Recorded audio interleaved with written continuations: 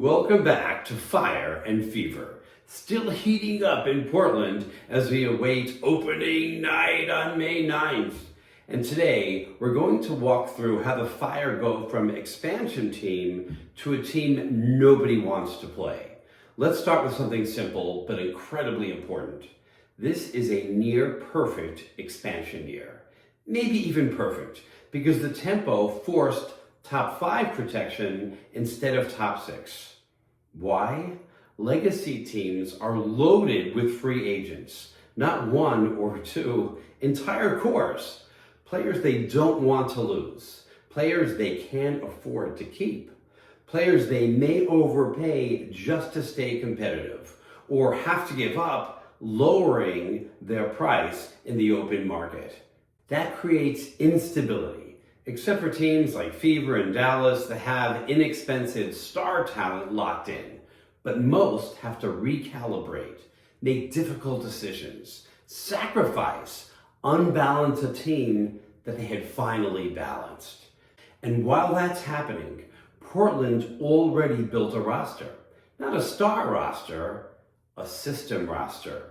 A group of players who fit together, who defend, who move the ball, who make quick decisions, who don't need the ball to be effective, and who actually want to play this way as a team.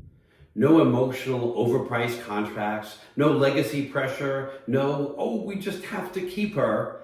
Just decisions on building a system roster without overpaying. That's a huge advantage. Compared to most other teams, our financial situation is so enviable. Every player is worth the contract. Every player adds to the team, wants to make the fire burn. Financially, we are poised to build a team for now and for the future. Here's why. The current roster has 11 players, 10 of which will make between $300K and $375K. That's under $3.5 million spent on 10 players that all add value, all move the ball, defend, and are team first players. We signed Carlton for just under $1 million, and we're around $4 million. Add a couple of rookies, we're still under $5 million. That gives us solid, agile, flexible, no ego, keep the ball moving, defense-minded core 13 players. 2 take the developmental tag, probably our number 17 pick, competing with Pouch, I don't know how to say her name, maybe Barker, maybe Caldwell, but we can take a closer look at that before the season starts during preseason and make the call. And that brings us to 11 players. Mool is out for the season, so that gives us 10 of our 12. So we have 2 open slots and $2 million. It sounds perfect for a couple of unrestricted free agents that make about $1 million a year each to give us the experience and the scoring we need to be competitive. And there's a bunch to pick from. But the key is they have to play or be able to play Sarama ball, team first. So who do we go for? But before I get to that, I want to remind you that once the season starts, I'll be having live episodes where we get to discuss all these issues. But in order for YouTube to let you know about that, you have to subscribe and ring the bell so they'll let you know when I'm doing those live episodes. So please go for it. Also comment. I will return comment on all your comments. It's going to be so much fun. Okay, who do we target? The current roster works because it's Sarama's transferring basketball system in action. You've got connectors like Haley Jones, defensive disruptors like Enxler, spacing from Bibby and Carlton, decision makers across the board. Nobody holding the ball, nobody waiting, constant movement, constant reads, and importantly, no one player that breaks the system. Most important, in who we spend that $2 million on, it's not about the biggest names. It's not all about the stat line.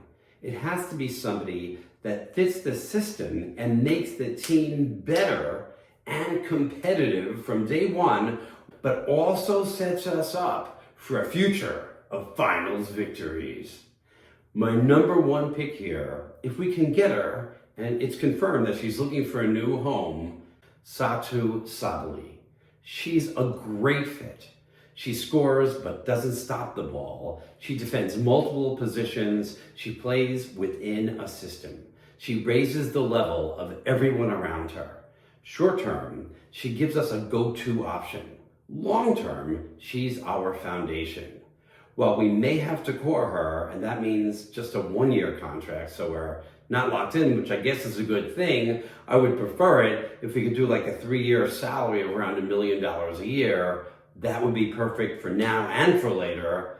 My next two were Plum, who I was really excited about, and Magbagor as a backup, but they've both been cored. So the next choice is more difficult because the person I'm about to say isn't really a perfect fit, but I'd really like a talented guard. And while she's not 100% Sarama style, she's close. And I think she can work with the system and make the team very competitive. And that is Skylar Diggins-Smith. She would be our engine. Her strengths are clear. She can create in the half court. She can control tempo. She can organize an offense when things break down. And that's what this roster doesn't have right now because we kind of are looking for that ball movement, but she does give us structure. She gives us a late clock answer when we just need someone to be able to make something happen. And she gives us leadership. Is she more ball dominant than most players on this roster? Yes. Will she potentially slow things down sometimes? Yes. Will she turn some possessions into controlled sets instead of flowing movement? Yes. But is all that bad? I mean, maybe in Sarama's system, that's not a bug. Maybe it's a release valve. When the system creates advantage, you flow. When it doesn't, you go to her. That balance could be what makes this pairing work.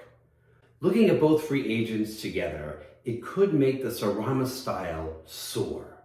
The team is built on defend, move the ball, make quick decisions, play together. Sabally enhances all of that. Diggins-Smith stabilizes it. Together, they don't fight the system, they complete it. They give us a full arsenal of weapons. Here's my proposed starting five. Diggins-Smith at point guard, Late or Sutton next to her, depending on who earns it in camp, Carlton at the wing, Vanya's future all-star, Sabally at forward, Geisel-Soder at center.